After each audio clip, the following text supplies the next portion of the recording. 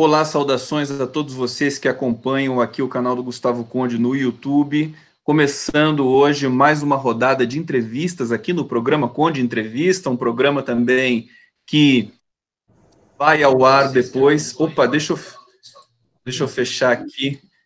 Vai ao ar depois também pela TV 247. São entrevistas que eu tenho feito aqui. Em geral, eu estava me perguntando o que aglutina, né? Qual seria o critério desses convites? E já vou apresentar a nossa entrevistada de hoje, mas antes eu queria dizer disso, né? São pessoas que estamos todos preocupados com o país, com o futuro, tentando furar essa bolha de incomunicabilidade, né, que certos segmentos políticos implantaram no país nos últimos anos. Hoje eu tenho a felicidade, o prazer, a honra de trazer aqui a psicanalista Ana Cristina Figueiredo. Deixa eu pegar aqui a biografia da Ana. E antes de falar, Ana Cristina, eu queria que você saudasse a todos nós aí para essa entrevista que vai ser muito especial hoje. Muito obrigado. Boa tarde, a live do Conde. Eu sou frequentadora assídua da live do Conde, do 247, todo o pessoal. Muito saudações para você. Eu vou dizer aqui quem é a Ana Cristina Figueiredo. Então, a Ana Cristina é psicanalista, doutora em saúde coletiva pelo Instituto de Medicina Social da UERJ, professor associado do Instituto de Psiquiatria da UFRJ. Confira, está certinho isso, Ana Cristina? Coordenadora do programa de mestrado profissional em atenção psicossocial também da UFRJ, supervisora da CAPES, da Rede de Município do Rio de Janeiro, membro do grupo de trabalho da Associação Nacional de Pesquisa e Pós-Graduação em Psicologia, Psicanálise Política e Clínica, que reúne pesquisadores de todo o Brasil. Eu vou pedir para começar, você me dizendo como é que é esse trabalho seu, quer dizer, você tem muitas atribuições, Ana, e tem esse grupo de trabalho que me parece também muito interessante, pelas interfaces que ele constrói. Conta para a gente um pouquinho como é que é isso. Bom, boa tarde, live do Conde. Esse grupo de trabalho, esse GT da ANPEP, né, Associação Nacional de Pós-Graduação e Pesquisa em Psicologia, e que abrange todos os programas de pós-graduação em psicologia do Brasil. E também a psicanálise está incluída aí como uma das vias, né, uma das vertentes de trabalho nossa. E eu faço parte do GT Psicanálise Política e Clínica, que é um GT que reúne pesquisadores e professores das universidades do Brasil todo, né? De norte a sul. Nós já estamos agora, nem sei quantos, já estamos já para 18 membros desse GT, de vários estados do Brasil, e nós nos reunimos anualmente, de 2 em 2 anos, no simpósio da ANPEP, e nos intervalos uma reunião só do GT para discutir propostas, pesquisas, intercâmbio de pesquisa, publicações, participação em bancas, orientações, etc. É um trabalho muito universitário, né? E que eu acho que a gente pode aproveitar cada vez mais para fazer um trabalho nessa via de uma boa política, né? Isso é uma coisa que a gente a ANPEP está despertando para isso, e acho muito importante, né? Ana Cristina, esse grupo, ele engloba universidades públicas, privadas, é indiferente? Todas, públicas, privadas, muita gente das universidades públicas, mas é aberto qualquer universidade que tenha um programa de pós-graduação, mestrado, doutorado, na área de psicologia da CAPES. De psicologia da CAPES. Eu vou aproveitar e te fazer uma pergunta que muita gente tem dúvidas e, na verdade, tem a ver com a questão da psicanálise, né? A psicanálise, ela ocupa um lugar diferente no mundo acadêmico. Como é que a profissão está regulamentada hoje academicamente no país todo? Como é que funciona isso? A pós-graduação em psicanálise, especificamente, é dentro de uma janela de psicologia? É assim que funciona? Em princípio, sim. Quer dizer, a gente tem, acho que, 3 programas no Brasil com psicanálise no nome. O programa de pós-graduação em psicanálise da UERJ, né, do qual faz parte o meu colega Luciano Elia, que foi entrevistado por você na semana passada. Somos parceiros de trabalho. O programa de pós-graduação em teoria psicanalítica da UFRJ, do qual eu já fiz parte um bom período, e o programa de pós-graduação em psicanálise, eu não sei exatamente o nome, psicanálise e cultura, que é da URGS, da Federal do Rio Grande do Sul, que é um programa mais recente. São 3 programas que têm psicanálise no nome, e como o Luciano também já disse, que eles agora têm um departamento de psicanálise na UERJ, que também é o primeiro do Brasil. Então, a psicanálise tendo um campo aí próprio, mas ela, grosso modo, no campo da psicologia. Mas, como profissão, aí é uma outra questão, não é regulamentada e nós já sofremos mesmo, pressões que eu diria de uma certa direita, de um grupo evangélico, pentecostal, né, ou pentecostal, não sei, que tentou regulamentar a profissão, e isso já passou, e parece que agora está voltando uma onda de uma certa direita querendo regulamentar a profissão do psicanalista, mas nos termos completamente inaceitáveis. Nem vale a pena a gente abrir essa discussão, porque eu também não tenho informações precisas sobre isso agora. O que eu posso dizer é que a gente tem um movimento da Frente de Psicanalistas, Psicanalistas Unidos, o nome ainda está variando muito, reunindo psicanalistas de várias instituições e escolas no Rio de Janeiro, mas, evidentemente, escolas e instituições que também se espalham pelo Brasil, contra toda essa onda, né, da direita que a gente está sofrendo, não só na profissão, mas no país, de um modo geral, internacionalmente, inclusive, né? Então, os psicanalistas estão se organizando, saindo dos seus consultórios para a polis. Eu já faço isso há muito tempo, né? Mas eu acho importante que esse número cresça em quantidade também, né? Nós estamos nos reunindo em reuniões políticas, né? Perfeito. A impressão que eu tenho é que nunca se precisou tanto da psicanálise como nesse momento, sobretudo no Brasil, acho que no mundo também, mas o Brasil parece que tem alguma coisa a mais nesse momento para o psicanalista, para o pensamento, né, para a subjetividade, para a gente pensar tudo isso. Eu quero lembrar, as pessoas estão chegando aqui no canal para acompanhar a nossa entrevista, eu tenho a felicidade de ser acompanhado, de ser muito amigo de muitos psicanalistas pelo Brasil e muitas psicanalistas também. E todos elas estão todas nesse momento chegando aqui para acompanhar essa entrevista. Muita gente. Eu me lembro, nós estivemos juntos no Rio de Janeiro, né, Ana Cristina, no Pocket Show, foi muito legal. Muito bom. E eu acho que esse espaço que a gente constrói coletivamente também, acho que faz parte, inclusive, até do meu trabalho da Live do Conde que você acompanha, de produzir algum tipo de reflexão que não seja aquela reflexão tão organizadinha, bem comportada, que a gente precisa sair um pouco mais da caixinha para poder realmente respirar um pouco mais, porque o ar aqui no Brasil está muito irrespirável. Eu quero já fazer uma primeira questão para você, Ana Cristina, que é o seguinte: você trabalha justamente com a interface muito forte de cidadania e saúde mental. E você está reforçando que isso é muito necessário, sobretudo agora. Muito interessante que você falou dessa direita que quer organizar. Então, nós temos organizar a profissão psicanalítica em termos inaceitáveis, e isso obriga também a que a classe tenha uma certa... que se reorganize em outros modos para poder resistir a tudo isso. Eu queria que você falasse do seu trabalho e de como que você vê essa, para além do que você já disse, dessa questão das pressões, né, de uma regulamentação inaceitável da profissão, de se resistir, quer dizer, de ir à polis, né, da psicanálise estar mais na rua, mais na cidadania, para produzir outros tipos de espaços de saber e de resistência. Conde, antes de eu falar mais especificamente do que você está me propondo, eu quero lembrar que a situação está muito grave, porque não é só a psicanálise nesse campo psi, né?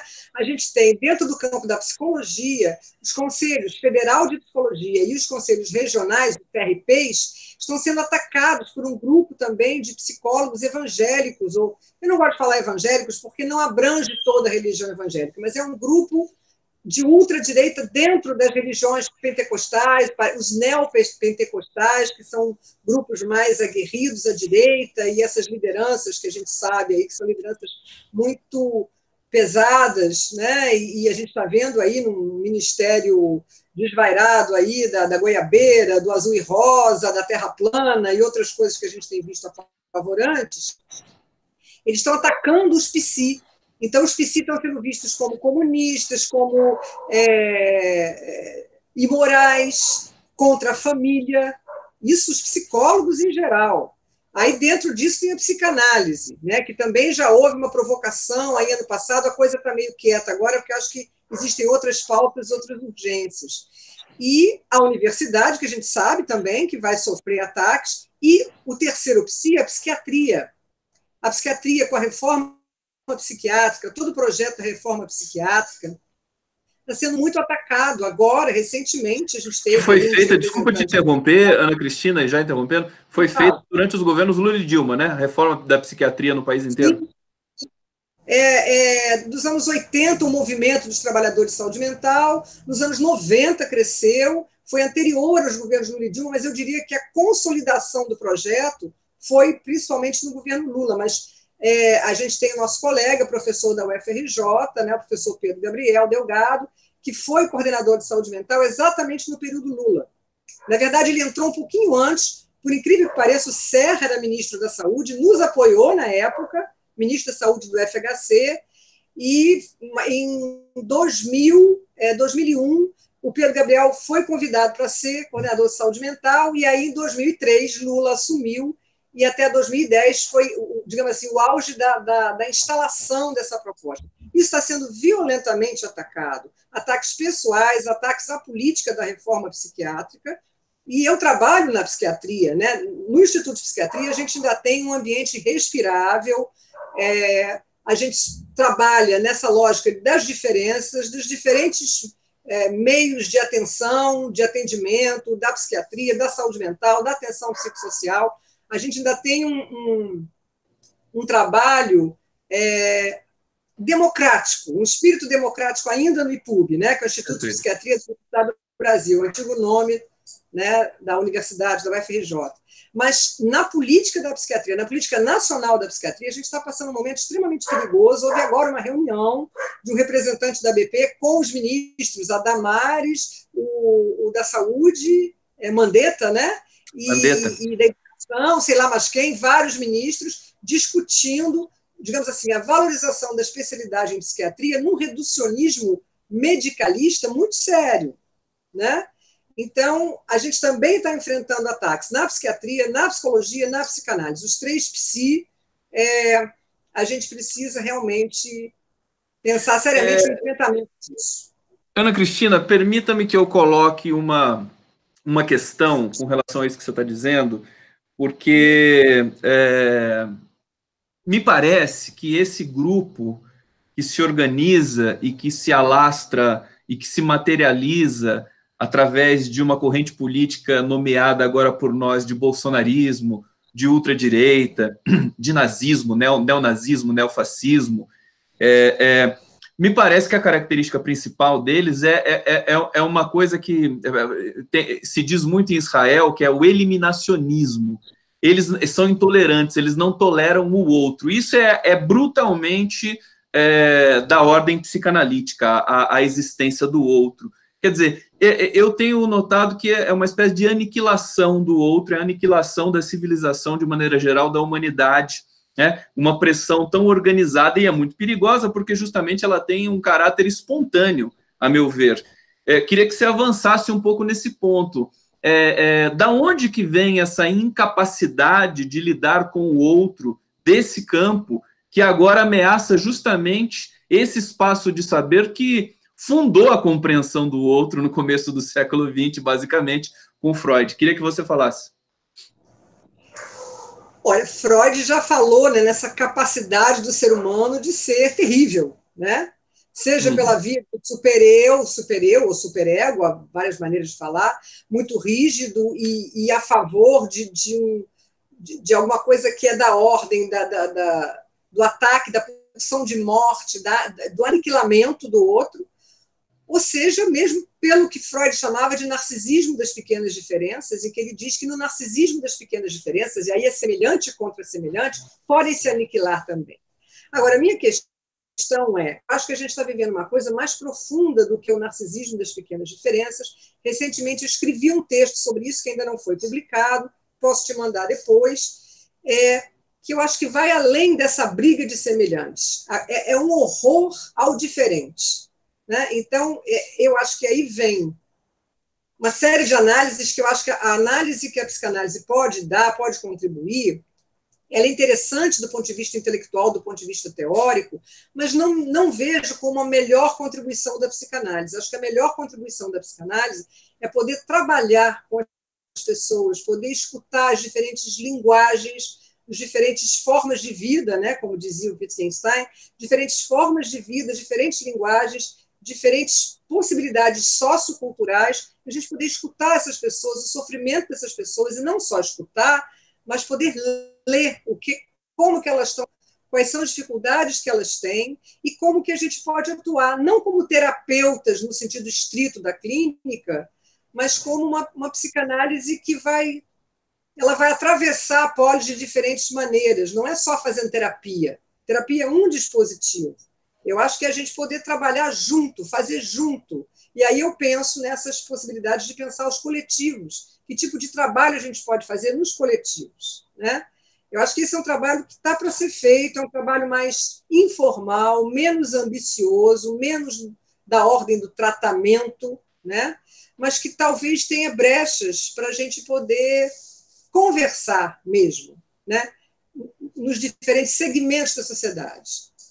Eu acho que isso pode ser um trabalho importante, mais do que a psicanálise tentar entender ou usar seus conceitos para explicar a realidade. Isso também é possível, né? A psicanálise tem um corpo teórico extremamente sofisticado, então a gente pode explicar a realidade, né? Essa brincadeira do Freud explica, a gente tem elementos conceituais para falar da realidade, mas eu não sei se é por aí. E, além disso, se a gente tem elementos conceituais para falar da realidade, eu não estou negando essa possibilidade, eu só acho que não é a melhor via, a gente precisa trabalhar junto com os cientistas políticos, os sociólogos e os antropólogos. A gente tem que fazer alguma coisa aí mais da ordem do interdisciplinar.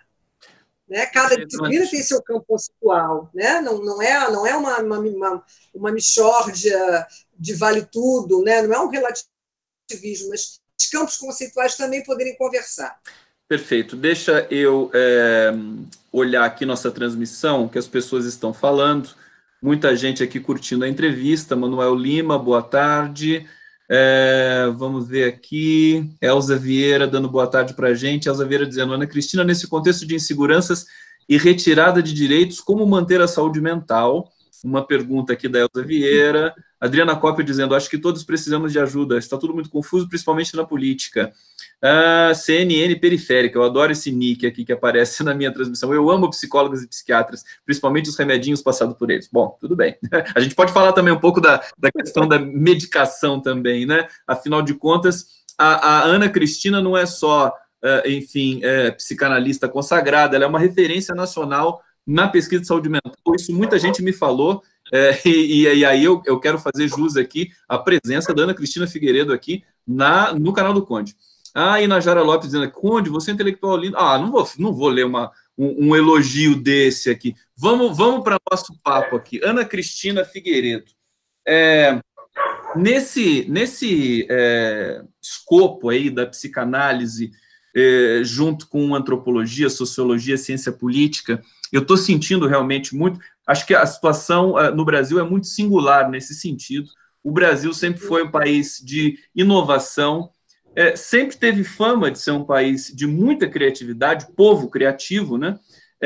E eu acho que poderia-se realmente se ter uma aplicação quase que singular da psicanálise aqui, pensando nessas interfaces sociais, essas interfaces aí que você vem fazendo isso há muito tempo. E aí eu quero juntar com essa visão, que não é nenhuma pergunta, mas baseado num artigo da Elaine Brum recente, acho que você sabe muito bem de que artigo que eu vou falar, que ela publicou no El País, que as clínicas de psicanálise, com toda essa intolerância recrudescente no Brasil, elas se tornaram, os analisandos, né, estão sofrendo demais, as pessoas estão sofrendo muito com perseguição, com medo, existe um medo, um pânico no ar, gente saindo do Brasil, como nunca antes, uma situação muito estranha. Você também trabalha com clínica? Desculpa, essa informação eu nem tinha aqui comigo. Você também clínica? Sim, eu também trabalho com clínica, mas eu acompanho esse sofrimento de outra maneira também. Perfeito. No próprio Instituto de Psiquiatria, né, eu lido com alunos já graduados, psicólogos em geral graduados, que tentam trabalhar na orientação da psicanálise, e a gente atende uma população de pessoas, desde pacientes muito graves internados, até pacientes usuários do serviço ambulatorial. Eu dou supervisão num centro de atenção psicossocial para infância e adolescência, é o CAPS Icarim, que é um CAPS ligado ao IPUB, é um CAPS da UFRJ, ligado ao Instituto de Psiquiatria, que atende crianças, adolescentes e famílias. E aí sim, esse sofrimento ele tem uma outra qualidade. Desde as pessoas não saberem muito bem o que está acontecendo, até as pessoas não saberem muito bem como sobreviver ao que acontece com elas, né? E a gente tem lidado muito com casos muito difíceis, um índice alto de tentativa de suicídio em jovens, principalmente meninas. Parece que essa estatística cresceu, né, nos últimos...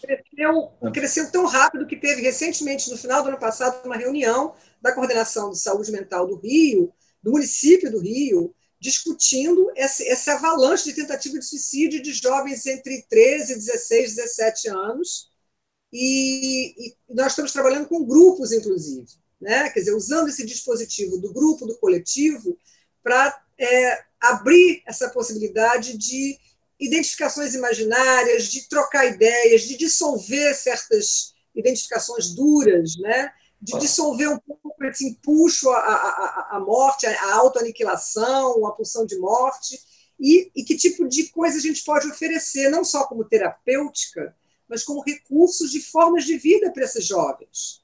Eles estão muito perdidos. Os pais também muito perdidos. Então, como é que essas identificações com esse mundo adulto, né, podem acontecer de uma boa maneira ou não acontecem? Né? Essa ideia o adulto se imiscui na criança necessariamente no processo de adolescência, da passagem para a vida adulta. Essa imiscuição do adulto na criança, ela vem muitas vezes de uma maneira avassaladora, insuportável. Então, eu diria que esse é o problema maior que eu tenho vivido. Na minha clínica, eu acho que é o existencial de todos nós, né? Eu trabalho com adultos, do modo geral, então é essa preocupação que todos nós estamos tendo. Mas na saúde pública, é violenta a coisa.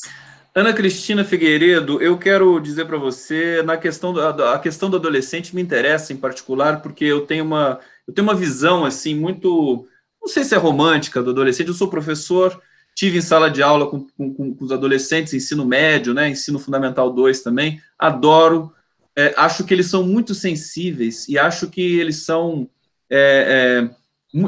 muito mais possibilitados de compreender questões da nossa realidade cotidiana do que a minha geração de 40 anos e tal, porque eles têm uma sensibilidade. Você tocou num ponto que eles estão numa transição, né? Uma transição, aí, a última transição, digamos assim, da maturação do sujeito, e isso me assusta bastante, porque os adolescentes eles têm muita sensibilidade, eles entendem, de maneira geral, a questão LGBT, a questão do racismo, a questão indígena, a questão da violência contra a mulher, com muito mais proficiência do que uma geração anterior que foi tomada de tanto preconceito. Esse choque de gerações hoje, talvez seja exatamente isso que tenha como consequência essa onda aí de tentativas de suicídio aí, acho que no estado do Rio, na cidade do Rio, que você tem o dado, né? Confere, é isso? Eu não tenho um dado numérico para te dar como pesquisadora, não, eu não estou trabalhando diretamente como pesquisadora. Eu só estou dizendo que acho que você falou do crescimento aí no Rio de Janeiro, não no país todo. Eu falei no Rio de Janeiro porque dados mais impressionistas na nossa clínica. Né? Na reunião da Superintendência de Saúde Mental, está preocupada com isso no município do Rio nesse momento. Então, é uma coisa que está explodindo e que a gente ainda não tem dados certos ou um estudo mais preciso, a coisa está acontecendo ainda. E eu acho que a gente precisa, o que eu sinto é que essa sensibilidade desses jovens ela não tem um endereçamento. Ou não tem uma escuta dos pais, ou porque os pais também estão desesperados, ou as famílias estão com problemas de outra ordem, né? Famílias monoparentais, na maioria, as mulheres como arrimo de família, os homens desempregados, né? Porque muitas vezes, o feminismo bate muito nos homens. Eu tive uma conversa muito interessante num grupo político que nós estamos organizando, que é um misto de grupo político com grupo orientado pela psicanálise, e a gente está escutando várias pessoas, e tem um grupo do teatro também que está trabalhando com a gente, novas formas de expressão, de manifestação nesses coletivos, e com a minha parceira, amiga querida, né, que está sua amiga também, que acho que você deve trazê-la para conversar com você também. Mariana. Na live do Conde, ela está liderando muito esse movimento, reunindo, aglutinando pessoas. Então, nós encontramos com mulheres do movimento negro, tem um grupo que é do Wakanda, que agora começou a ser mais falado, e elas falaram uma coisa que eu não sabia, que eu achei muito interessante, que elas chamaram de feminismo negro. Eu não sei se vale a pena manter o nome ou não, mas elas precisam desse nome, em que elas dizem que o feminismo negro vê o homem de outra maneira, diferente do chamado, elas nomearam assim, feminismo branco. Eu não vou discutir sectarismos de feminismos, porque eu acho que não é o caso, eu acho que nós temos que nos aglutinar, trabalhar juntos nessa direção, mas elas dizem que o feminismo negro é mais compreensivo com os homens do que o feminismo branco. Eu achei isso curioso, interessante, para mim era uma novidade, né? Até porque eu não sou uma estudiosa do feminismo especificamente, eu acompanho os movimentos, sou mulher, né? Tenho uma certa obrigação de um certo feminismo, mas eu me preocupo muito com os homens. Quer dizer, que destino é esse dos homens desempregados, alcoolizados, desautorizados, despotencializados, que muitas vezes não conseguem elaborar isso para poder serem homens para essas mulheres e serem pais para essas crianças e jovens, né? Tem um abalo aí nesses homens que me parece que são pais muito cedo, são muito desorientados, lidam com uma precariedade financeira e social muito grande, né? E acabam, muitas vezes, tecendo loas aí ao bolsonarismo de uma maneira equivocada, que não é bem isso, né? Ana Cristina Figueiredo, permita só te interromper para te fazer um elogio aqui, porque assim, é muito bom te ouvir, né? Você traz um pensamento que é realmente no limite contra-intuitivo para trazer questões que são muito importantes para a gente lidar. A gente não pode ter medo de lidar com certos temas. E eu vejo que você tem esse arrojo muito presente aí. Te agradeço por isso, que eu acho que o nosso público vai gostar muito. Peço para o nosso público que já está no YouTube fazendo muitas perguntas, mas esperar mais essa rodada, porque eu quero trazer uma questão aqui para a Ana Cristina. Você falou a questão do desemprego, né? A questão desse desalento na população, que é masculina e feminina também, mas o detalhe é que nós estamos, desde politicamente, né? Desde o golpe, desde Michel, na verdade, desde da sabotagem que fizeram a Dilma Rousseff, porque ela não governou o segundo mandato, basicamente, é a tese que eu tenho aqui, que divido com muitos analistas, o Brasil entrou numa espiral de degradação absoluta, institucional, econômica, social, e a gente só veio a cair o tempo todo. Então, o dado do desemprego hoje é estarrecedor, não é só esses 12,6% que o IBGE solta, porque a informalidade aumentou demais. Então, nós temos um dado camuflado, gravíssimo. Talvez o Brasil esteja no pior momento do emprego da sua história. São 40 milhões de informais no país. Metade da força de trabalho, basicamente. Esse dado já é antigo. E a gente percebe que a coisa não melhora. E que a agenda também do governo, entrando no governo agora Bolsonaro, quer dizer, a coisa vai piorando. Eu queria, só para a gente concluir esse tema, da questão do feminismo que você falou e dessa situação dos homens, digamos assim, desalentados e também desempregados, simplesmente realçar e ressaltar como a dimensão política devasta uma estrutura simbólica subjetiva do sujeito, de todos nós, né, dos cidadãos, como se põe tudo a perder em função de paixões que são difusas, aí, que foram inoculadas há anos a fio por uma imprensa, por um segmento político que não lidava muito bem com a derrota, né, Ana Cristina Figueiredo? O que você teria a dizer a respeito disso? Como cidadã, entrando mais na seara do cidadã, né, agora, né? Como cidadã, eu tenho que ir além da minha perplexidade, ou eu vou sucumbir junto, ou vou ficar no divã do analista, eu em análise o resto da vida.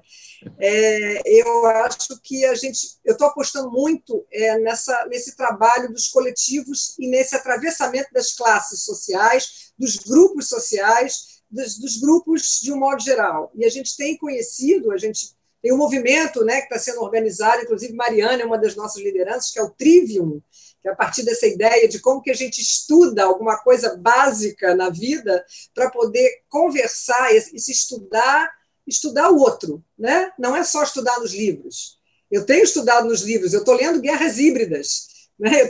Eu tenho que aprender o que está acontecendo no mundo. Estão acontecendo coisas muito sérias no mundo, né? E na mídia, na propaganda, essa estratégia de guerra híbrida ela é poderosíssima e ela é muito sutil. Então, tudo isso são coisas que não fazem parte do meu campo profissional, mas que eu preciso conhecer como cidadã para saber como é que eu posso ler o que está acontecendo. Né? E acho que para fazer o trabalho que você gosta de fazer, que é justamente realmente articular as questões, né? Não ficar dentro de um mundo teórico, né? Ainda que ele seja importante, que você tenha o rigor e tudo mais. Eu vou ler aqui uma questão, Ana Cristina, da Cristina Rezende Vale Souza. Ela diz assim: o Pedro Gabriel e o movimento da luta antimanicomial se fizeram representar no Congresso com Paulo Delgado. Precisamos nos articular. A esquerda, muitas vezes, está com a mesma posição com o narcisismo das PE. Não sei o que é PE que ela quis dizer aqui, mas ela fala em movimento antimanicomial que foi uma grande vitória, que justamente acho que foi aquela questão que foi consolidada aí no governo Lula. Eu queria que você falasse um pouquinho dessa dimensão, que eu acho que ela é importante para a nossa reflexão aqui também. Eu acho que a Cristina é minha amiga no Facebook. Acho que somos Facebook. Ela deve ser minha amiga também. É isso que eu falei. O Paulo Delgado, que era irmão do Pedro Gabriel, ele levou para o Congresso a lei chamada Lei Paulo Delgado, em 1992, ainda nos anos 90, e ela só veio a ser aprovada com reformulações e adaptações que não prejudicaram inteiramente a lei, mas que sofreram uma certa correção ali, uma certa restrição, em 6 de abril de 2001, no dia do meu aniversário. Ainda no governo FHC, sob o apoio, é verdade, por incrível que pareça, do Serra, que era ministro da Saúde. Eu ia falar, só vou fazer um parênteses, eu ia falar aquela hora que você falou do Serra, do governo FHC, para marcar uma coisa, porque naquele momento era um governo tucano, vamos dizer assim, que a gente critica muito hoje, mas era um momento de estabilidade política no Brasil, inegável, né? Então, você tinha algum tipo de sanidade imperando, ainda que com algumas dificuldades e diferenças, na nossa cena política. Desculpa, era só isso que eu queria pontuar. Sem dúvida, sem dúvida. Tanto é que o Pedro foi ser coordenador de saúde mental ainda no final, nos 2 últimos anos do segundo mandato do FHC. Sem dúvida, né? A gente tinha. Teve avanços, né? A sociedade brasileira avança, né? A despeito. Sem dúvida. A luta antimanicomial é anterior, ela vem dos anos 80, ela vem da reforma sanitária dos anos 70. A reforma sanitária foi muito importante como base para a reforma psiquiátrica, e a luta antimanicomial com usuários familiares e profissionais, um movimento muito democrático, muito bonito, veio dos anos 80 aos anos 90, e essa força toda, a Lei Paulo Delgado foi, se não me engano, em 92 que ela foi proposta. Então, ela passou praticamente uma década para ser aprovada, não foi fácil. Explica para a gente, Ana Cristina, o que é a lei antimanicomial? O que é esse movimento? Em linhas gerais, assim, para quem não sabe. Em linhas gerais, ele pretende restringir o que a gente chamaria de psiquiatrização e especialismo psiquiátrico no modelo dos hospitais psiquiátricos. Restringir, não proíbe a internação, não acaba com o hospital psiquiátrico, mas é para não construir mais o hospital, é para a internação ela ter toda uma autorização, um controle maior das internações e reduzir as internações como dispositivo de tratamento e fundamental. Eles dizem redirecionar o modelo da atenção, ou seja, o hospital psiquiátrico não é o centro do tratamento. Essa é a maior luta. E, evidentemente, em 2001 é aprovada a lei, em 2002 a gente tem a portaria do Ministério da Saúde, já sob a gestão do Pedro, que é a portaria 336, que regulamenta os centros de atenção psicossocial e cria os CAPs 1, 2, 3. O CAPs 3 é um CAPs que funciona 24 horas, 7 dias na semana. Então, esse CAPs 3, que é um dispositivo muito potente como serviço substitutivo da internação psiquiátrica. Podem haver internações psiquiátricas? Podem, mas se a gente cria, o que é os CAPs? O que é o dispositivo CAPs? São serviços de base territorial, serviços comunitários de base territorial, regionalizados, eles são a pulverização da atenção psicossocial no território, nos bairros, e que tem que fazer toda uma rede, território e rede são palavras-chave, né? Território, rede, base comunitária, são palavras-chave para tecer essa rede psicossocial nos territórios, com atenção básica ou atenção primária, com outros dispositivos da saúde, com dispositivos da educação, com dispositivos do jurídico, por exemplo, infância e adolescência, os conselhos tutelares.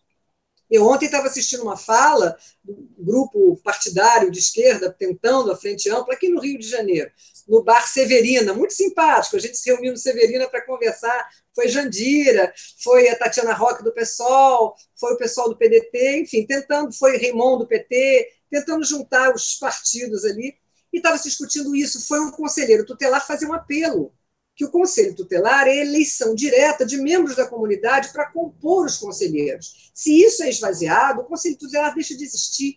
Então, todo cuidado com a criança vai ficar entregue a quem? A Damares? Né? Vai ficar entregue à burocracia, os conselhos tutelares vão virar centros burocráticos, e os conselheiros tutelares são pessoas da comunidade, tem de tudo, né?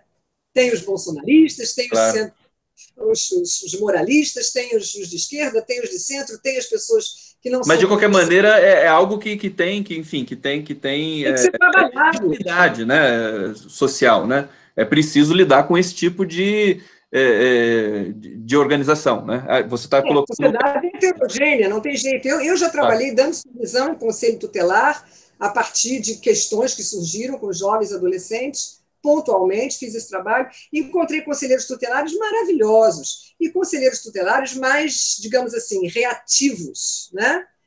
E quando a gente trabalha junto com eles em equipe, a capacidade de transformação do trabalho em equipe, que é o que eu mais gosto de fazer, é impressionante. Eu já consegui ter um entendimento de pessoas que seriam mais reativas, de que elas poderiam se retificar e pensar a coisa de outra maneira, de uma maneira muito sutil, sem precisar ser de esquerda ou coisa nenhuma desse tipo. Aí entra uma coisa, permita que eu fico... É tanta felicidade conversar com você. Você sabe, deixa eu te confessar uma coisa, Ana Cristina. Ontem, como eu te disse em off, né, que eu não consegui fazer uma entrevista por questões técnicas, né, do computador e tal, às vezes não dá certo, eu acabei não fazendo. Eu sinto falta que quando a gente conversa, essa coisa da interlocução, ela se tornou uma ração para mim absolutamente necessária, e agora, quer dizer, porque é onde a gente consegue realmente se projetar, né? Muito mais do que se você, por exemplo, você faz a live, aquele tipo de coisa. E aí eu quero dizer para você que eu tenho já digamos, uma aproximação com relação a isso que você está dizendo, dessas representações do Conselho Tutelar, e da questão também que implica aí a saúde psicossocial dos bairros, né, dos lugares descentralizados, e eu acho que daí que vem também essa potência de reatividade do bolsonarismo e de segmentos ultraconservadores, por exemplo, a Damares se tornou um case, né, assim, do nosso horror intelectual que a gente possa ter de confrontar nos próximos anos. Espero que não dure tanto esse terror aí da Damares Alves. Mas, de qualquer maneira, por que eles reagem tanto? Porque se a coletividade, se ela acontece, fatalmente nós vamos ter avanço. É uma coisa que a mim me parece algo assim fatal, incontornável. Se você tem a coletividade operando em medida, evidentemente, sem manipulações, algumas coisas assim um pouco fora da curva, você vai ter avanço. Acho que essa é a grande questão nesse momento, inclusive, que contrapõe esquerda e direita, né? Coletividade versus individualidade. Inclusive, isso é uma questão conceitual que você coloca no seu trabalho, e eu vou te perguntar daqui a pouco. Mas antes disso, eu te devolvo a palavra para você complementar aí alguma coisa que eu tenha deixado passar. Não, eu acho que é isso mesmo. Eu acho que o meu trabalho, eu gosto muito de trabalhar com equipes, com grupos, e não é... Quer dizer, a gente pode ter grupos terapêuticos, nada impede, mas é outra orientação. É um trabalho orientado pela psicanálise, mas é um trabalho que vai mexer com as práticas sociais, né? Inclusive, você pode até ativar grupos de ajuda mútua, e você trabalha, faz uma espécie de matriciamento ou uma espécie de acompanhamento dos coordenadores desses grupos de ajuda mútua. Você não precisa estar lá fazendo um grupo psicanalítico, não é isso. Eu acho que a gente está aprendendo a desenvolver práticas orientadas por certos conceitos básicos da psicanálise, né, que são, sem dúvida alguma, combinam bem com a democracia e com o humanismo. Como até o meu colega Luciano disse para você, a psicanálise não é exatamente uma estratégia humanista, né? Mas ela não é anti-humanista. Ela se afina com o humanismo a partir de uma ideia um pouco mais, eu vou dizer para você, um pouco menos ingênua. Talvez o humanismo tenha uma pegada mais ingênua, que é aí que a psicanálise diferencia, dado que Freud entendeu profundamente o que ele chamava de, em alemão é alma, né? A gente chama de mente, mental, mas em alemão era Seele, é alma, soul. Então, a alma humana ela é extremamente complexa e é capaz de grande crueldade.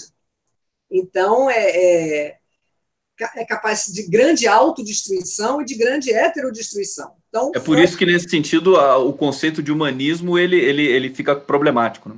Ele fica problemático, exatamente por isso, né? Não que a psicanálise, essa coisa do maniqueísmo não existe, né? A psicanálise jamais vai trabalhar com o maniqueísmo, exatamente porque essa polarização é falsa, né? E eu aprendi com Freud, aprendi com Shakespeare e aprendi com Nelson Rodrigues. Esses três me ensinaram muito sobre a alma humana, a tal da alma humana, a complexidade da alma humana, né? As paixões. Lacan também, Lacan veio depois, né?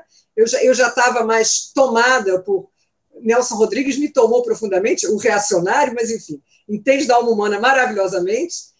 Shakespeare nem se fala, e Freud, eu me encontrei com Freud muito cedo, com 17, 18 anos. Comecei a ler Freud a partir de uns amigos, assim, meio avançados assim, no mundo, e que diziam, olha, esse cara está dizendo coisas muito sérias, olha o que ele fala da sexualidade infantil, olha o que ele diz, enfim, coisas importantes. E Lacan vai dizer as paixões, né, as paixões humanas, o amor, a ignorância, o ódio, são paixões. Então, essa complexidade, a gente não pode perder isso de vista. Ana Cristina Figueiredo, que maravilha ouvir você dizer isso. Agora eu fiquei curioso com uma coisa, que Nelson Rodrigues veio depois de Freud ou antes de Freud? Veio junto. Junto. Nelson Rodrigues e Freud. Caminhos diferentes. Porque, não, só para destacar o seguinte, quer dizer, o Nelson, se ele fosse traduzido a contento para as línguas, enfim, da literatura, francês, inglês, ele é traduzido, mas eu acho que não tem o destaque. Ele é um dos maiores autores do mundo, né, o Nelson Rodrigues, né? É um dos mais complexos, realmente, que coloca a alma humana, não pode ser rebaixado a uma questão machista ou misógina. Ele é muito poderoso, Nelson Rodrigues. Eu achei muito bacana você se lembrar disso, né? E tem uma coisa muito carioca nele também, né? Muito, carioca, tijucano. Tijucano, né? Muito bom. Olha só, vou fazer uma pergunta aqui dos nossos leitores, que eles estão dizendo aqui, tem uma coisa que me interessou, que é interessante. A Cristina, mais uma vez, dizendo, né? Hoje estão de olho nesse mercado da saúde. As comunidades terapêuticas em mãos de evangélicos transformam o sofrimento mental em mercadoria. O desmonte da rede psicossocial visa isso. Eu achei isso muito interessante, porque mexe com a economia. E aí eu te pergunto, existe um mercado dessa que explora a doença psicossocial? Eu acho que tem, mas eu quero que você diga. Voltando à psiquiatria, eu trabalho num hospital público da UFRJ. A UFRJ tem 8 hospitais. Ela administra e pertencem a ela 8 hospitais. O Instituto de Psiquiatria, o IPUB, é um deles, né? Então, já é uma situação complexa em termos de financiamento dos hospitais, como é que vai ser? Essa onda reacionária de que a psiquiatria, o hospital psiquiátrico é o centro do tratamento, o hospital psiquiátrico com suporte num ambulatório de psiquiatria, e que a psiquiatria é uma especialidade, digamos assim, princeps, superior a qualquer outra formação, é que é um problema, porque a gente tem um reducionismo aí, que é um reducionismo de práticas, reducionismo dentro da própria concepção do que é clínica, né? Eu prefiro falar em práticas, pode ser práticas clínicas ou práticas psicossociais. Eu acho que amplia mais a coisa, mas a gente não pode fugir da palavra clínica. E aí essa clínica começa a ser reduzida ao especialista. A discussão é ser específico no que faz, a psicanálise é específica, e o especialista que com o especialismo, ele reduz tudo à sua formação, à sua profissão. O que a gente vê na psiquiatria é o avanço do especialismo, não do específico. E o hospital e o ambulatório como os centros. Então, toda essa área intermediária, que seria todo o trabalho de atenção psicossocial, que ele está entre o ambulatório e a internação psiquiátrica, fica sendo estrangulada. É isso que a gente está sofrendo. E o estrangulamento, primeiro, vem com o financiamento. Se você estrangula o financiamento, você estrangula o projeto. Então, isso é que a gente mais teme, né? Que é o comentário da Cristina, é essa coisa. Agora, com relação à mercantilização, eu trabalho no hospital público, então não é bem a mercantilização, é um problema mais de orientação mesmo do especialismo. A mercantilização vem com os hospitais conveniados, as clínicas conveniadas e as comunidades terapêuticas conveniadas, que estão pegando agora a parcela maior da população, que é a área de álcool e drogas. Então, estão pegando álcool e drogas e estão querendo avançar também sobre o autismo e algumas psicoses infantis, desqualificando os CAPs AD, que são os CAPs para a população usuária de álcool e drogas, e os CAPs infantis, já desqualificando 2 núcleos de CAPs muito fortes, inclusive CAPs 3. Hoje em dia, no Rio, a gente tem, acho que em algum lugar mais do Brasil também, mas eu vou falar do Rio, que eu conheço mais, os CAPs 3 AD. São CAPs que funcionam 24 horas, 7 dias na semana para essa clientela usuária de álcool e drogas. As comunidades terapêuticas estão atravessando isso. Não só privadas, comunidades privadas, pagas, caras, como comunidades conveniadas. Hospitais conveniados com o SUS, recebendo dinheiro do SUS para internar, eu diria, trancafiar. Tem gente que fala em trabalhos forçados, enfim, eu não tenho nenhum estudo sobre isso, não posso falar, eu mas acho que existe uma onda muito perigosa depois de tanto avanço. Inclusive, tem também uma teoria que eu tento postular aí com relação, né? Nós tivemos tantos avanços sociais no período Lula e Dilma, e aí nós temos uma contracorrente agora que puxa tudo para trás, né? Falando, não, avançou demais, é uma espécie de regulação natural, espontânea da história, né? Para se ter uma tese a respeito de por que tanto retrocesso nesse momento. Eu queria avançar um pouco no seguinte tema, quer dizer, você falou dessa questão de uma possível exploração de redes conveniadas, enfim, para tentar tirar proveito aí dessa questão psicossocial, né, de algumas patologias. Usa-se o nome patologia para autismo, drogas não, né? Deixa eu voltar um pouco. O que foi a reforma psiquiátrica? O que foi a luta antimanicomial?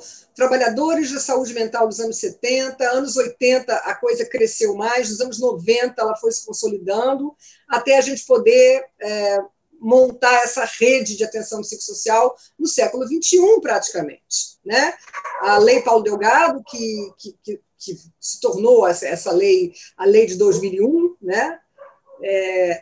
O que tinha? Hospitais conveniados, casas de saúde particulares conveniadas com o SUS, verdadeiros depósitos de doentes mentais.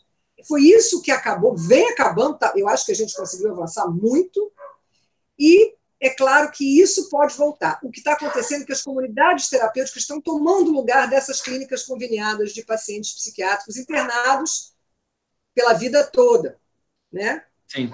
A reforma começou em hospitais públicos, como, por exemplo, a Colônia Juliano Moreira, o Centro Psiquiátrico Pedro II, que hoje é Instituto Municipal de Assistência e Saúde Nise da Silveira, que a doutora Nise foi uma grande heroína de que trabalhou no Centro Psiquiátrico Pedro II, tem o nome dela hoje, Colônia Juliano Moreira, e o Pinel, o Instituto Felipe Pinel, que é na frente, que é dentro do terreno da UFRJ, na Praia Vermelha, em Botafogo.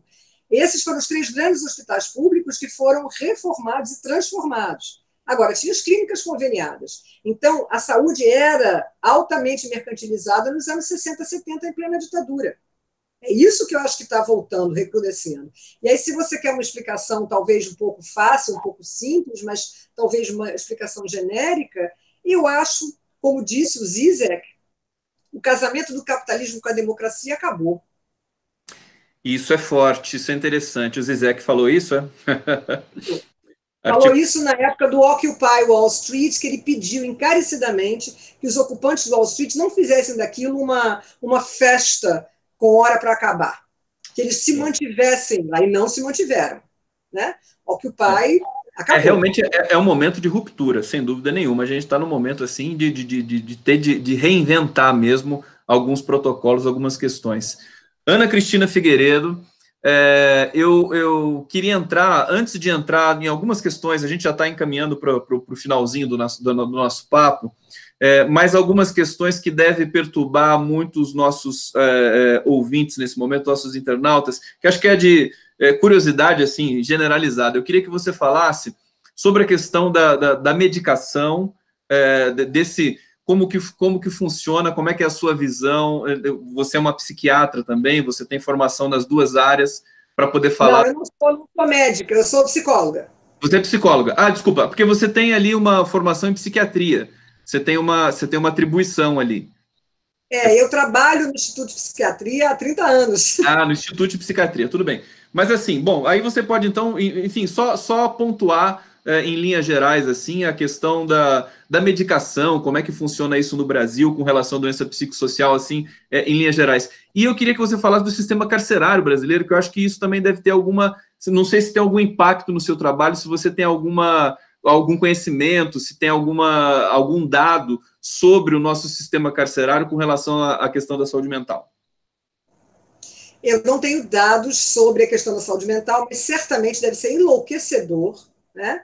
A gente sabe que tem algumas unidades médicas nas prisões que ficam abarrotadas, né, de casos de presos que surtam, né, que atentam contra a própria vida. Eu acho que o sistema carcerário brasileiro é de uma extrema complexidade que dá medo, né?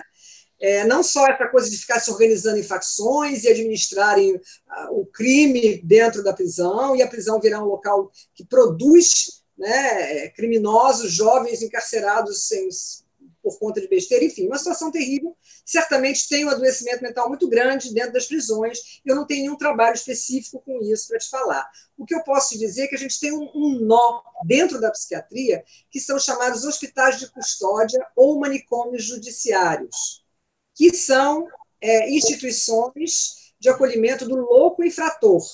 Ou seja, não é o preso que foi para a cadeia e enlouqueceu. Ele talvez seja transferido para um hospital de custódia. É o caso do inimputável, né? Mas o inimputável, aquele que é louco e comete um crime. Isso é a nossa mancha, porque a reforma psiquiátrica aqui no Rio estão fechando, né? Não entra mais ninguém. No Rio, não sei como é que está no resto do Brasil, mas é uma mancha na reforma psiquiátrica porque é muito sério. Porque quando você entra num lugar desse, você não sai mais. E muitas vezes... a família esquece também, né? E as pessoas simplesmente poderiam estar vivendo a vida delas, né? Então, além de ter pessoas graves, mas as pessoas graves, ou digamos assim, aquela fantasia do assassino psicopata, do Mindhunter, né, daquele seriado Mindhunter do FBI, é a minoria, não é a maioria. Essa é uma fantasia que a gente tem do louco perigoso. Ana Cristina, né? Às vezes eu me pergunto assim, se o Foucault visse o Brasil de hoje, acho que ele reescreveria todos os livros que ele escreveu, né? De tudo, né? Uma coisa impressionante. Eu acho que ia escrever novos livros, ia fazer uma coleção total. História da loucura no Brasil. 1, 2, 3, 4, 5. História do Brasil. 1, 2, 3, 4, 5, né? Ana Cristina, tem aqui uns pontos aqui sobre o seu trabalho que eu queria que você falasse. E a gente já tinha até falado da questão da singularidade e tal, da diferença. Então, assim, essa questão singularidade individual, indivíduo frente ao coletivo, que acho que é o que você colocou no começo da nossa entrevista, mas eu queria que você respondesse isso, né? Que coletivo que interessa nessa política do cotidiano, né? Que não é a massa e que não são grupos fechados e excludentes. Eu ia querer falar para você de WhatsApp, de rede social, de fake news, pós-verdade, mas a gente tenta encaixar um pouquinho nessa questão aí com você. Por favor.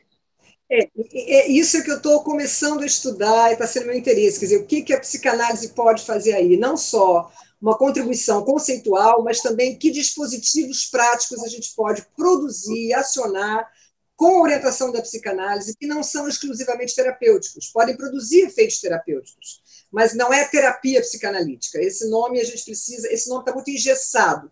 A gente precisa arejar esse nome sem perder a referência conceitual, né? Porque senão a gente se perde também. Então, a primeira coisa que eu tenho a dizer assim, é essa coisa do coletivo, né? Eu acho que o que Freud tem. Freud, por exemplo, tem um texto importante que é a psicologia de massa, ou das massas, psicologia de massa, né? E análise do eu, que ficou traduzido em português como psicologia de grupo. Então, grupos ou massas, sejam massas, grupos anônimos, né? Que tem o seu líder, ou sejam grupos pequenos fechados, a gente está num problema parecido, né? A gente está trabalhando nessa lógica do narcisismo das pequenas diferenças, ou seja, a gente agrupa semelhantes e exclui os dessemelhantes. Não precisa nem ser muito diferente. Basta ser um pouco dessemelhante, já está excluído. E esses grupos, eles funcionam muito como unidades, e daí vem a lógica do indivíduo, né? Se você tem um indivíduo, a própria palavra indivíduo para a psicanálise já não nos serve. Porque indivíduo tem a ideia do indiviso, do não dividido, uno, né? Uno em si mesmo. Então, o indivíduo, a psicanálise já trabalha desde Freud, que radicalizou com a ideia do sujeito dividido, né? Então, a gente já tem aí um primeiro obstáculo. Então, o que eu penso é que o indivíduo funciona muito nessa lógica do semelhante, da rivalidade com o semelhante, e ele se torna uma ameaça por ser parecido, e o diferente, então, não tem a menor chance. Quando a gente vai para o singular, o que a gente tem no singular? O singular não é da unidade, mas é da, digamos assim, é da particularidade, é do único. Não é da unidade, mas é do único. Então, o singular já parte, ele já entra topando com a diferença. O outro vai ser diferente necessariamente em algum traço, em alguma coisa. O singular também, ele é micro, né? São traços que compõem a singularidade, não é a unidade que compõe a singularidade. São traços. Freud vai falar que a identificação é feita de traços, e Lacan vai sustentar que só há traço na identificação, em última instância, né? Então, o traço já aponta para a gente não há unidade, não há o inteiro, né? Não há o individual, há o singular nessa divisão que é própria a todos nós, nessa descompletude que é própria a todos nós. Então, isso já é um princípio conceitual da psicanálise em Freud, que eu acho que avança com Lacan e com outros teóricos da psicanálise, que já é um ponto de partida. Né? E aí é que entra a possibilidade de um coletivo justamente nessa incompletude aí, na dessemelhança. E aí o Lacan vai trazer para nós uma conceituação um pouco complicada, que ele vai usar para falar do feminino, que é o não todo. E ele vai usar para falar do feminino não todo marcado pelo regime fálico. As mulheres, às vezes, têm dificuldade de entender isso, mas o feminino não é só das mulheres. O feminino é uma posição de gozo, é uma posição subjetiva que pode estar em homens e mulheres, e o que o Lacan vai dizer é que a gente oscila entre o masculino e o feminino como seres humanos, como seres falantes, né? Somos seres falantes. Então, o feminino não é o trejeito, o feminino não é o afeminado. Eu acho que a gente já podia ter superado essa definição de feminino tão rudimentar, né, Ana Cristina? O Lacan ele já virou essa página e a gente ainda fica... Imagina a Damares Alves falar para isso, ter que explicar para ela uma coisa dessa. Impossível. Damares é da ordem do impossível. Então, Freud se embananou um pouco com o que ele chamava de continente negro, o feminino, as mulheres, mas ele apontou algumas direções que Lacan aproveita. Então, esse não todo é uma marca em que você não está todo no falo, ou você também você não está todo na castração, alguma coisa escapa, mas você não está completamente fora. Então, esse não todo é alguma coisa que a gente precisa definir melhor, tornar mais palatável para pensar os coletivos não todo, né? Um coletivo que não se fecha inteiramente, mas que, ao mesmo tempo, ele precisa de uma organização. Não pode ser também completamente desorganizado.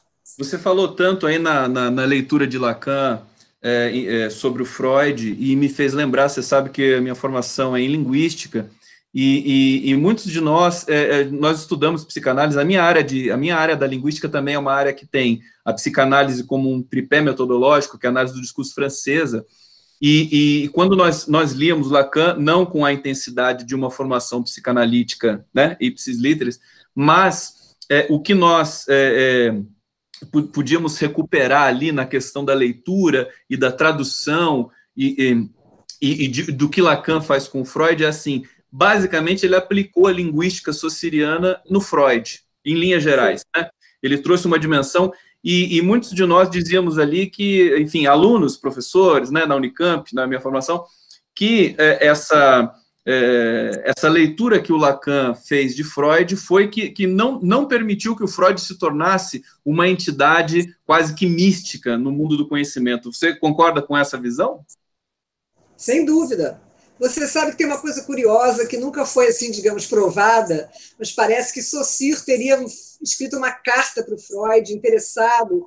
Não sei se ele conheceu a psicopatologia da vida cotidiana, que Freud trabalha com a química silábica, ele parte as palavras em pedaços, é o próprio uso dos significantes. E Freud parece que teria dito, não sei quem é esse cara, não me interessa, alguma coisa assim. Eu não tenho isso, eu não tenho esse documento, mas teria sido um encontro desencontrado que não houve. Eu estou até arrepiado aqui, porque seria uma história fantástica. Se não for verdade, melhor ainda, porque daí a gente pode romancear isso. Você sabe que, duas coisas, né? A gente podia engatar num papo de bastidor desses autores, né? O Saussure, ele era ocultista também, não sei se você sabe. Ele lidava com ocultismo, tanto que o significante e o significado, eles derivam de signo. E esse signo é o signo do horóscopo, porque o Saussure era uma espécie de astrólogo, né? Ele era um cara, ele gostava de coisas exóticas, como é que era aquele anagramas, tudo relacionado à linguagem também. O Saussure é uma personagem fantástica. Tem essas histórias, o Freud também, ele tinha muito essa coisa do significante, né? Ainda que a palavra não tenha sido, acho que, decupada por ele naquele momento. Não, é porque não usou. Um pouquinho depois. Mas o xiste, a relação do inconsciente, né? Tem o familionário, né? O familionário é essencialmente uma análise linguística. A análise do Freud sobre o humor é essencialmente linguística, né? Eu acho que, em geral, é assim. E acho que o Lacan conseguiu ver isso em Freud. Eu queria, antes da gente encaminhar para os nossos momentos finais aqui, tá tão gostosa a conversa, Ana Cristina, não queria terminar essa conversa, mas a gente precisa, né? Eu queria te pedir para você falar sobre esses acontecimentos recentes que nós tivemos aí, as suas percepções, as suas impressões, quer dizer, esse crime catástrofe da Vale em Minas Gerais, essa história do Lula, desse luto interrompido, de não permitir que um preso que no limite é político não possa enterrar o próprio irmão, essa lofera, essa perseguição. Como é que você está se sentindo com a brasileira nesse momento? Com um nó no estômago. Um tremendo nó no estômago. A gente, às vezes, perde as palavras. Eu via vários textos comparando essa situação do Lula à situação de Antígona, que queria enterrar o irmão Polinices, que o Lacan trabalha no seminário dele, que é justamente o seminário sobre a ética. Eu achei muito interessante essa análise que eles fizeram, né, fazendo essa aproximação da não ceder do seu desejo. E achei muito linda a solução que Lula deu. Disse, não vou, isso é um absurdo, isso é um despautério, eu não vou. Eu vou ficar preso. Né? Eu acho que ele não está cedendo do desejo dele de ser o que ele é, né? De ser um Lula que não sei se ele vai para o martírio, espero que não, mas ele está arriscado a ir para o martírio. Mas ele não está com o desejo de morte. O desejo dele não é um desejo de morte, é um desejo de vida, é um desejo de coerência, de levar até o fim a sua posição política. Eu fiquei essa aproximação com o Antígona, que eu não tinha pensado, eu conhecia o Seminário 7, conhecia o estudo que Lacan fez da tragédia, mas eu achei interessante essa aproximação, porque achei que Lula deu uma de Antígona radicalmente à morte do irmão e disse, não vou ao enterro porque não deixaram. E sustentou esse desejo de ir ao enterro do irmão. Ele sustentou o desejo de ir ao enterro do irmão. Por isso que ele não foi. Achei muito lindo. É impactante, né? O Lula realmente é uma figura que surpreende o tempo todo, quer dizer, de dentro desse cárcere, dessa masmorra, ele consegue inspirar, né, a todos nós no Brasil que estamos preocupados aí com a civilização residual que ainda nos resta para a gente tentar restabelecer alguma normalidade agora, nesse momento aí terrível do país.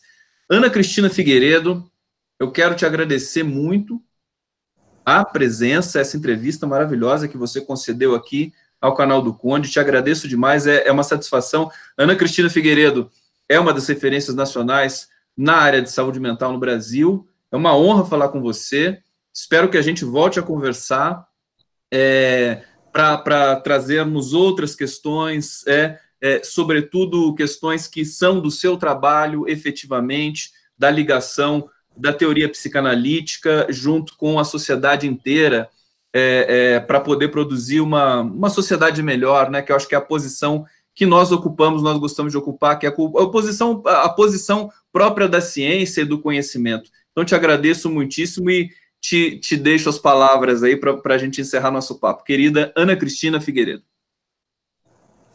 Muito obrigada, Conde. Eu agradeço a oportunidade de falar com você. Eu já fugi de várias possibilidades de falas, de vídeo, de entrevistas, porque eu fico meio assustada com esse uso da imagem, mas eu fiz questão de aceitar esse convite, porque eu sou sua fã, já mandei muitos coraçõezinhos, e acho que seu trabalho é muito importante, o trabalho de todo o jornalismo que está sendo feito, que tem que continuar, tem que se sustentar, porque é isso que é a nossa chance de ainda respirar a democracia, e o jornalismo investigativo é importantíssimo. Eu fiquei muito feliz, inclusive, de ver a resposta que o Davi Miranda deu a essas séries aí, né, na medida que Jean Willis precisou se retirar, motivos pessoais, ou o que for, e eu também, né, torço pelo fato do Glenn Greenwald, que também eu acompanho muito, possa estar nesse jornalismo investigativo, todos vocês divulgando, falando. Eu considero que não foi uma entrevista, foi uma conversa deliciosa, que eu espero que continue nos nossos coletivos por aí afora, né, virtuais. Isso aqui é um pedaço do coletivo também, né? Isso aqui também é um pedaço. É um coletivo, eu não sei nem quem está nos assistindo, é um coletivo que eu não tenho noção da repercussão dele, é um pouco aflitivo, mas é importante. É importante. Eu estou torcendo por toda essa mídia que possa fazer frente ao horror que está vindo aí. É um horror, mas a gente tem que fazer frente a isso. Perfeito. Ana Cristina Figueiredo, muito obrigado. Eu agradeço a todos os internautas que acompanharam essa entrevista aqui até esse momento, e a gente se encontra na próxima entrevista aqui no canal do Conde. Essa entrevista será retransmitida depois pela TV 247, e eu mais uma vez agradeço e me despeço de todos vocês. Ana Cristina, um beijo para você, querida. Tchau.